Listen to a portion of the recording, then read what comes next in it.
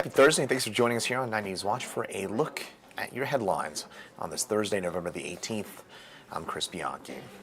An arrest has been made in connection with an 11-year-old girl's disappearance earlier on this week. 30-year-old Michael Buckley was arrested yesterday afternoon after the missing girl was reported safe by Westminster police shortly beforehand.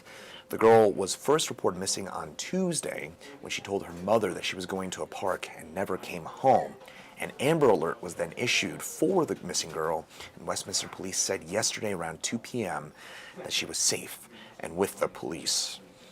The Kruger Rock Fire burning near Estes Park is up to 40% containment. That's up from about a 15% mark yesterday. The fire has burnt about 146 acres so far. Evacuations are still in place around the south and east sides of the town of Estes Park. Now, today's weather, unfortunately, doesn't really favor firefighters with gusty winds and dry air over the fire site.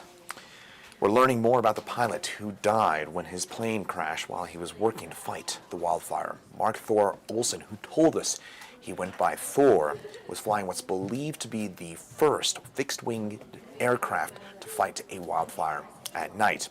We're choosing not to air the last interview with him until we can share it with his family. 9 News reporter Mark Salinger takes a closer look at Olson's final flight. The plan was to wait for the sun to set. History would be made in the dark.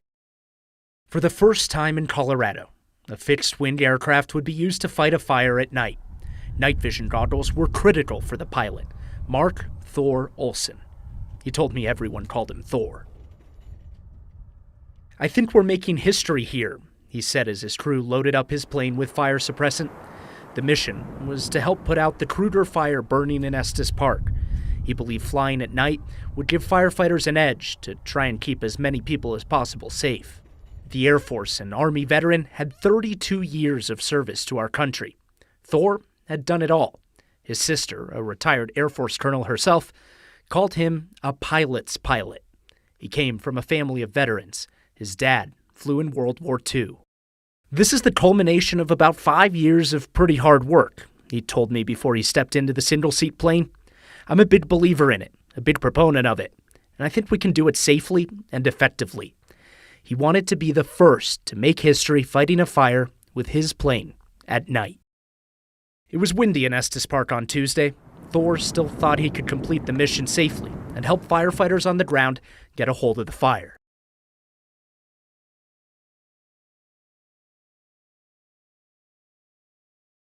Thor took off from Northern Colorado Regional Airport around 6:15. "It's a pretty cool thing to be a part of," he said before departing. The plane never made it back to the airport.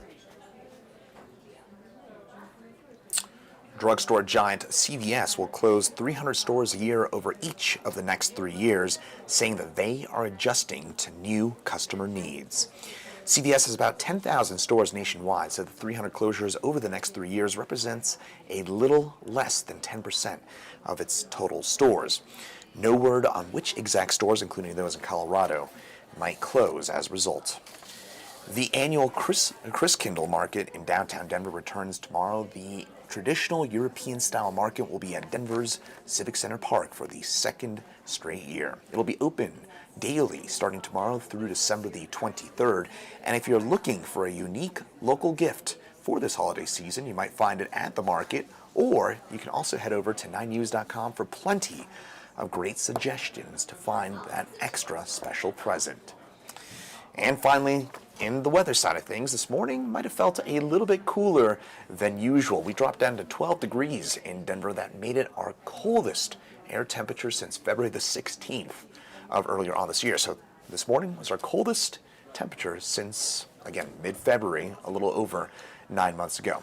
That said, the mercury's bounced back pretty nicely here on this Thursday. Temperatures already back up into the 40s and 50s across the metro area. We're going to get it back up to around the mid-50s for a high this afternoon, and it will stay on the warm side as we get into your day tomorrow. In fact, tomorrow we'll jump up about 10 degrees. We'll be in the mid-60s for your day tomorrow. For context, our average high for this time of year, we're usually in the low 50s. So when we're talking about mid-60s, it's getting close to 15 degrees above average.